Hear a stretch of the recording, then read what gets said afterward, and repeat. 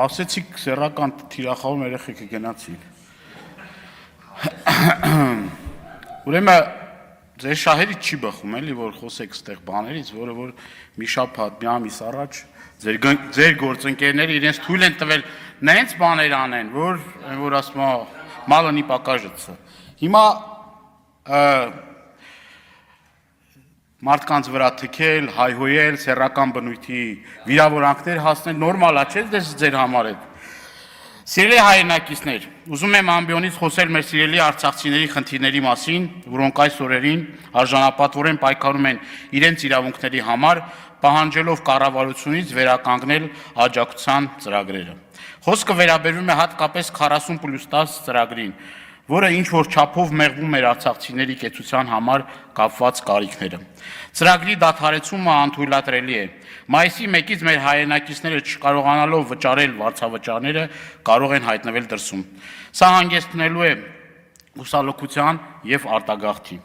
Այս ծրագրի փոխարեն կառավարությունը առաջարկում է օգտվել բնակարանային ապահովման ծրագրից։ Մինչդեռ բազմիցս արձագանքել ենք, որ այն ունի բազմաթիվ խոցելի կետեր, խթին ընթացակարգ, ենթադրում է Հայաստանի Հանրապետության քաղաքացիության պարտադիր ընդունում, վարկի ձևակերպում, ինչը շատ դեպքերում մերժվում է բանկերի կողմից։ Հարց է ծագում, եթե պետությունն է այս ծրագրի երաշխավորը, վարկային պատմությունը դիտարկելուց հետո ինչու են մերժվում մեր հայրենակիցների ուրեմն պահանջները։ Պետք է ընդգծել, արցախցիներին արհեստականորեն և ապօրինաբար զրկել են Հայաստանի Հանրապետության քաղաքացիությունից և հարկադրում են, որպեսզի ծրագրի շահառու դառնալու համար վերջինս նորից դիմեն քաղաքացիություն ստանալու համար։ Բնական է, որ շատերը վախեր, մտահոգություններ ունենալով չեն դիմում քաղաքացիություն ստանալու համար։ Մանավանդ, որ այս գործընթացը ևս վերածվել է քաշքշուկի ու բյուրոկրատիայի։ Պահանջում են բազմաթիվ փաստաթղթեր, որոնք բռնի տեղահանվածներից շատերը չունեն։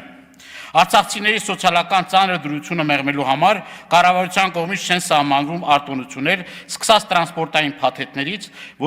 որոշակի զեղչերով օգտվելուց, մինչև բժշկական ծառայության անվճար ապահովում։ Հարց է առաջանում, բազմաթիվ դժվարությունների միջով անցած, մի քանի պատերազմ տեսած, հայրենիքից, տնից, տեղից, գույքից զրկված մեր հայրենակիցները ինչպես պետք է հոգան իրենց տարական կարիքները եւ զրկում ենք անգամ այդ չնչին աջակցությունից։ Իրենց իրավունքների վերականգնելու համար այս օրերին Արցախից բռնի տեղահանված մեր քույրերն ու եղբայրները ձևավորել են խորհուրդ ազատության հրապարակում վրան տեղադրել։ Կառավարությանը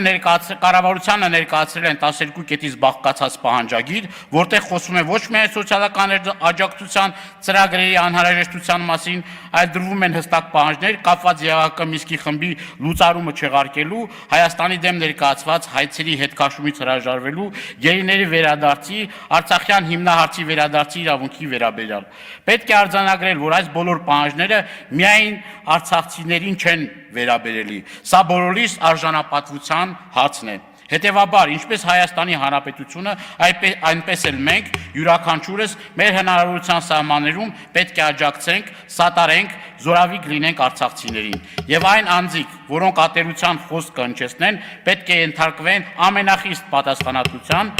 կլինեն պարզապես ֆեյսբուքյան օգտատերեր, թե պետական պաշտոնյաներ։ Քրիստինե Վարդանյան։